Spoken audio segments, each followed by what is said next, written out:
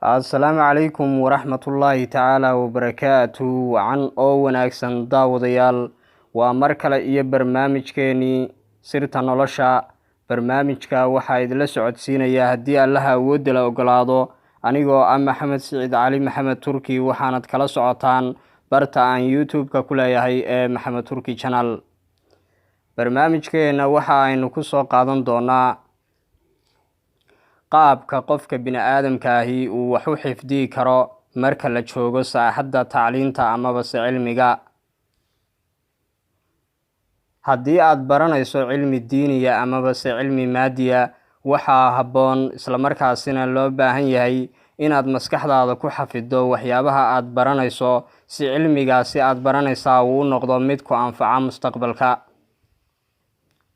dadkii hore diinta ina soo gaarsiiyey, asxaabtii iyo weliba dadkii wanaagsanaa ee ka dambeeyey, dhammaantood waxa ay wax ku xifdiyi jireen waa daaqada awoodeed iyo weliba maskaxda uu Ilaahay siiyey, iyaga oo markaasi cilmiga ay ka bartaan nabiga sallallahu calayhi wasallam ku xifdiyi jiray maskaxdooda. marka ay markaasi u baahdaan inay akhristaanna ka akhriyi jiray dusha.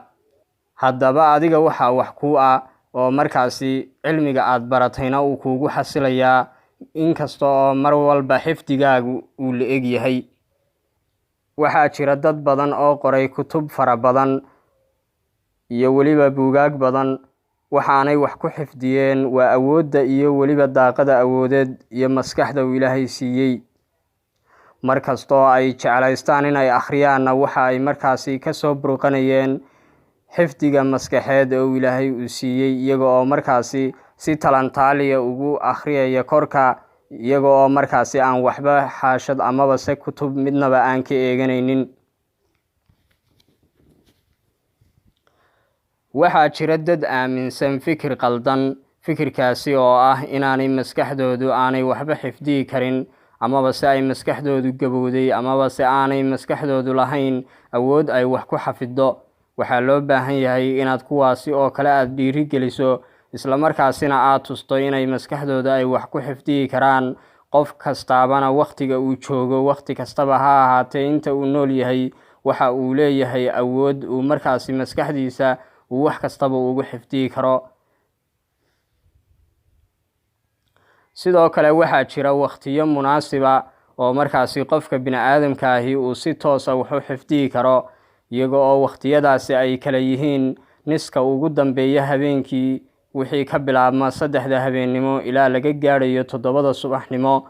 wakhtigaasi waa wakhti maskaxda bini'aadamku ay u diyaarsan tahay, isla markaasina ay u carbisan tahay inay si fudud ay wax ku qabato oo ay wax xafiddo. sababtu oo ah waxa ay maskaxda bini'aadamku wakhtigaasi ay ka nasatay shuqligii iyo weliba mashquulkii iyo tacabkii soo gaadhay maalinimada.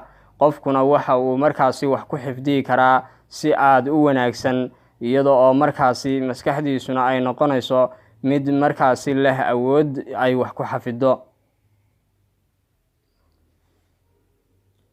bal waxaad tijaabisaa inaad wax xafiddo wakhtiyadaasi aan kuu sheegay, isla markaasina 7 kadib waxa aad fiirisaa inaad bal qaabka maskaxdaadu ay wax u xafidday. 7 kadibna waxa aad tijaabisaa guulaha xidhiidhka ah ee aad gaadhay.